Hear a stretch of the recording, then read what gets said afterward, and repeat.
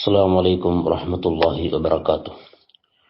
الحمد لله والصلاة والسلام على أشرف رسول الله وعلى آله وأصحابه الفائز نبي الله، أما بعد.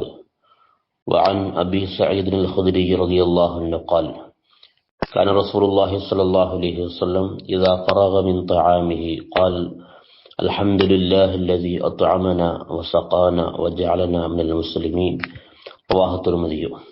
സഹാബി പ്രമുഖനായ അബൂ സഈദ് അൽ ഖുദരി റളിയല്ലാഹു അൻഹു നിവേദനം ചെയ്യുകയാണ്, നബി സല്ലല്ലാഹു അലൈഹി വസല്ലമ തങ്ങൾ ഭക്ഷണം കഴിക്കുന്നതിൽ നിന്ന് വിരമിച്ചു കഴിഞ്ഞാൽ അവിടുന്ന് പറയാറുണ്ടായിരുന്നു: അൽഹംദുലില്ലാഹില്ലദീ അത്അമന വസഖാന വജഅലനാ മിനൽ മുസ്ലിമീൻ.